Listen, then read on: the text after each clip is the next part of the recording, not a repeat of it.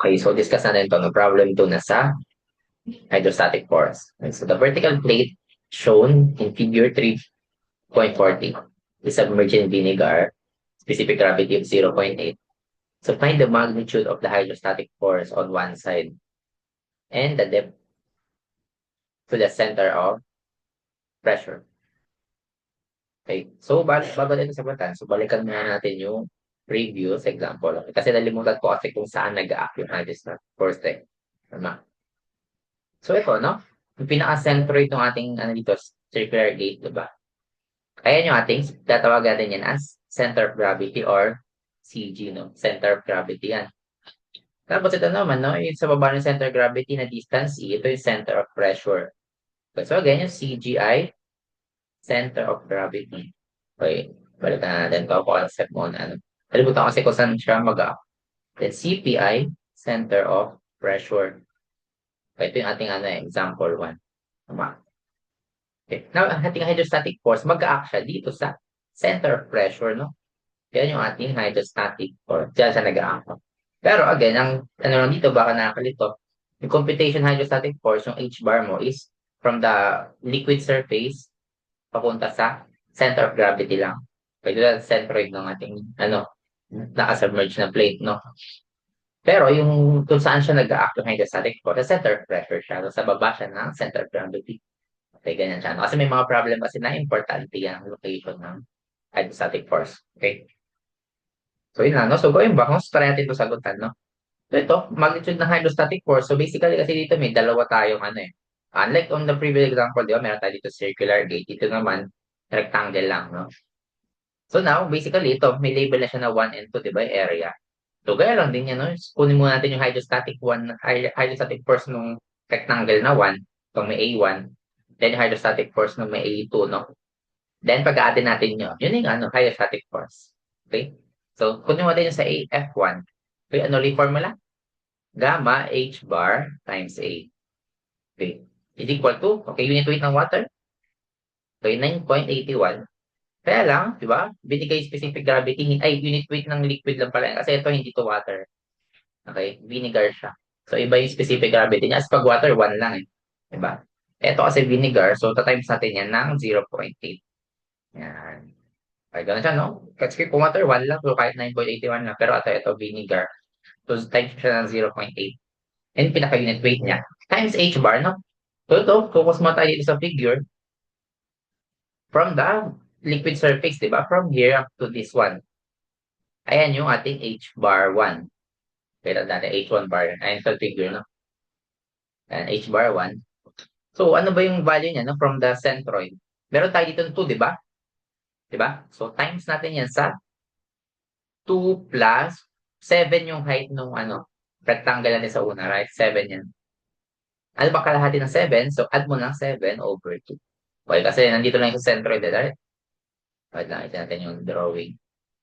Dito na siya mag-aak sa centroid. Ayan, yan lang, di ba? So, ito 7 to. So, ito 7 over 2. Eh, kalahati lang ng 7. Ayun na yung pinaka-H bar mo. Times area. Ano ba area niyan? 7 times 3. Tama kasi rectangle. Itong rectangle natin, consider natin itong unang rectangle. 7 by 3 yan. Tama. So, makuha tayo yung hydrostatic force ng unang rectangle. Wait, type lang natin yan sa calculus. Napakita lang natin. Ayan. So, every 9.81 times 0.8 times 2 plus 7 over 2. And times 7 times 3. Ayan. So, yan. 906.444. 906.444 kN per Newton. Ayan ang ating hydrostatic force sa una. Okay? So now, dito naman sa pangalawa. Ito naman i-consider natin itong rectangle na ito. No? To refer sa figure. Pwede ba nalaki na? Ayan, on time. Sige, okay na yun. Ayan. So, ito naman yan. Dito ka lang mag-focus sa itong rectangle na ito. Ayan, ito naman, no? So, same thing lang din. Since parehas naman yan nakalubog sila sa ano, vinegar, di ba? Tama, vinegar surface. So, we have F2, no? Ito na sa ating F1. Tulad sa baba, F2 is equal to, ganun pa rin yung formula, no? 9.81 times, ano pa rin, 0.8 times, okay, from the liquid surface, tama? Okay, ito naman yung magiging H bar 2 natin. Okay, if we refer to sa ating figure, ito siya, wait. Okay, in the figure, ito siya, from the centroid, nito, H bar 2. Okay? So now, pag-addin mo lang yan, ilan to? From the vinegar surface, we have here 2, yung height, plus 3. So, 3 to, tama? Then, kalahati ng 4. Okay, so ganoon na siya isusulat, no? So, pwede mo na nga yung mental eh. Pero para makita lang, no? From the vinegar surface, that is 2 plus 3 plus kalahati ng 4. No? Kasi center ng rectangle, di ba? Sa gitna lang naman. So, 4/2 lang yun. May kanta natin ito. 2 plus 3 plus 4/2. Times ano yung area niyan? That is 2 times 4. Wait, dimension lang ng rectangle, di ba? 2 by 4 ito. Siya, di ba? Ayan. 2, itong 2, then yung 4 na length niya or height. Ayan na. So, makuha natin yung F2. Okay? We have here. So, ganyan siya, no? Ay, ano lang naman siya. Ayan. So, ilan yan? So, 9.81. Type lang natin. 9.81 times 0.8 P times 2 plus 3 plus 4/2. Sure, pwede na nga ano yun, mental. Pero sige. Times 4 times 2. Okay, yung ano, dimension ng rectangle area. Okay. And 439.488. Ayan, so 439.488 kilonewton. Tama, 488. Tama. Ayan, tama, 49.9. Kaya makuha natin yung hydrostatic force. Ay, hindi natanong, di ba? Magnitude ng hydrostatic force. Since dalawa sila, pag-aadin mo lang yan. Tama, itong dalawa. Therefore, ating hydrostatic force, F, is equal lang siya sa F1 plus F2. Yan na siya, no? So, F is equal to 906.444 plus 439.488 kilonewton. Yan. So, F is equal to, yan. Type lang ulit natin sa calculate. Okay. Wait. Yan. Ito. So, plus mo lang siya ng 906.444. Yan. Yan. 135.932. 135.932 kilonewtons. Ito na yung ating sagot doon sa ating first part, no? Kasi dalawa yung tanong, pati yung location ng center of pressure. Okay? So na, para naman makuha yung ano, depth, hindi pa lang, magnitude and yung depth ng center of pressure. Kunin natin yung dalawa lang rin, di ba? Kasi mapapansin, di ba? Pero kung sa previous example natin, may eccentricity tayo, di ba? Ganoon natin dito, na dalawa lang din yung eccentricity natin, no? Isa dun sa, ano, dito sa unang rectangle, then isa rin dun sa pangalawang rectangle. Solve natin, dito lang sa gilid. E1, eccentricity ng first rectangle natin, di ba? Pag rectangle, ano ulit? Moment of inertia. Di ba? Formula natin for E. I over area times Y bar. Okay? In this case, yung Y bar, same lang siya sa H bar. Kasi nga, vertical, wala pa tayong example na naka-incline. No? Moment of inertia ng rectangle, 1/12 base times H cubed. Okay? So we have here 1/12. 1/12 times base. Okay, yung base ng unang rectangle natin, di ba? Ito yung unang nating rectangle, di ba? Drawing ko na lang dito. That is 3/7. So, ito yung unang rectangle natin, 3 meters, 7 meters. Ito yung ating A1, di ba? So, base niya is 3, tama? Then, height mo is 7 cube. So, 1/2, base times height cube. All over area, 3 times 7, times yung H natin. Ano yung H natin, di ba? That is 2 plus 7/2. Yung kanina lang din. Ayan na. Okay, E1, okay. That is, input natin sa calculate. Okay, so gana siya, no? Moment of inertia lang. Wait lang. Ayan. So, 1/12. And times 3 times 7 cubed. Over, ilan yan? 3 times 7. Times 2 plus 7/2. Ayan, so ilan yan? Decimal lang natin. 0.7424. 0.7424 meters. Ayan. Okay? Next, yung ano naman, eccentricity ng ating second rectangle, E2 is equal to, so drawing mo ating rectangle, ano yung dimension ng rectangle natin? That is 4 by 2. So, nasa figure. 4 by 2 siya. Tama. So, ito yung ating E2, right? Dito ko na siya drawing. 2 meters to, ito 4 meters. Yan.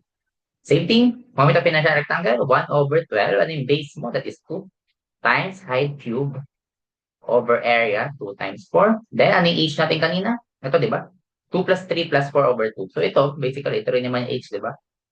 So, pwede natin simplify yan. Ano ba yung 2 plus 3? That's 5. Plus 4 over 2, 2. Diba? So, 5 plus 2, that is 7. So, diretso na natin. Yan. Tapos type lang rin sa calculus. Yan. So, bilis lang, no?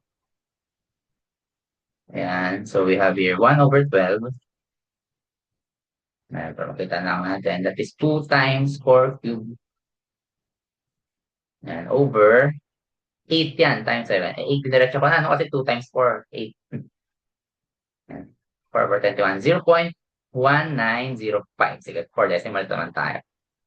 For 1905 meters. Okay, yun.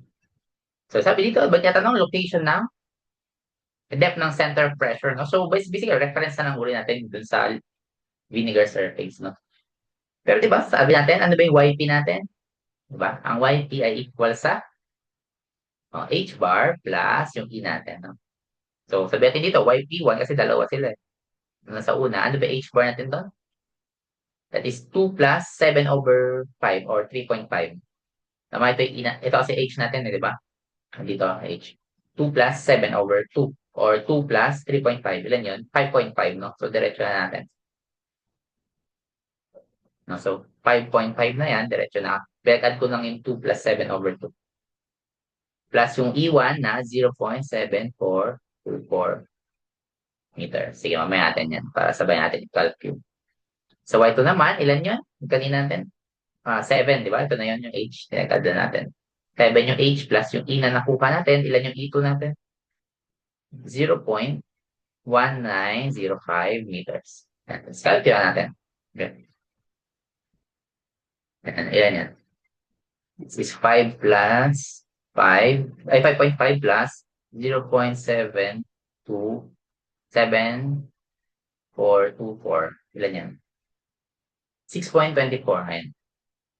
This is 6.24, wait lang, 0.2424 meters. Then, the next one is, ito madali lang to kahit ang atin siya i-calculate kasi saktong 7. Alright, so basically that is just 7.1905 meters. Ayan. So na pati makuha yung depth ng ng center of pressure, simply na siya, parang natin siya, proportion lang, no? So we have your, ganito lang yung pinaka-formula mo, yung F times YP is equal siya sa F1 times YP1 plus F2 YP2. Right? Ayan na siya. Tama?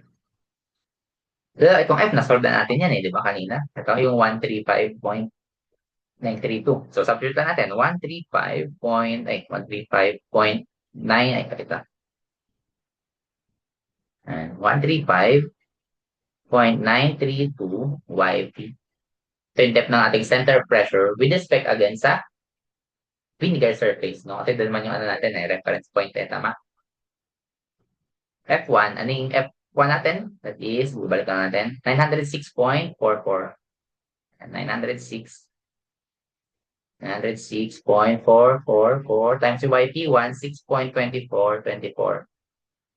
Tignan ko natin naman tayo. Plus, yung ating F2, yung value ng F2 natin, 439.488. 439.488 times YP2. Yan. Diba? Ayan na. So, everything set. So, calculate natin, no? Cheap solve na lang yan. O kaya pwedeng algebra naman. Same na naman yan. Ayan. So, ilan to? 135 point. Cheap solve na lang natin. Ito naman. 1345.932. 932. And x equals 906. 0.444 times 6.2424 and plus, ano yan, 439.488 times 7.19005. And the shift solve equals, ayan, 6.5520. Okay, at ano, YP is equal to 6.5520 or 2 lang kahit. So okay, pwede mo lagyan yan ng from the vinegar surface, no? Ayan. Kaya kahit wag naman na, pero kasi mas maganda yung ganyan para at least alam na ano, specific ka, no? Kasi sabi ko nga, no, may mga problem kasi na, kasi ginawa natin dito, ang reference natin, di ba? UYP natin, no? Diba? H plus E. So, ibig sabihin, ang reference dyan ay, kung mabalik dito sa figure, H plus E, di ba? Kung reference natin as from this one, the linear surface, di ba? Kasi nandito yung sama ko yung E, di ba? Pwede yung ano natin, center of gravity, nandito yung E, di ba? Ayan yung ano natin, center of pressure. Gawin din dito, no? Nandito yung ano natin, E, nandito yung YP. Okay. So, from the vinegar surface, ayan yung value niya. Kasi wala naman kasi sinabi dito sa problem, sinabi lang yung magnitude ng hydrostatic force and yung depth ng center of pressure. Wala siya sinabi kung from the bottom ba niya to or what. Kaya mas maganda rin yung specific natin na from the vinegar surface yung huwatin na value ng center pressure. So, ito yung sagot, no? Yung center pressure and ito yung hydrostatic force. So, yun lang. Sa mga susunod na example, try natin yung may naka-incline naman na gate. So, yun lang, no? So, thank you.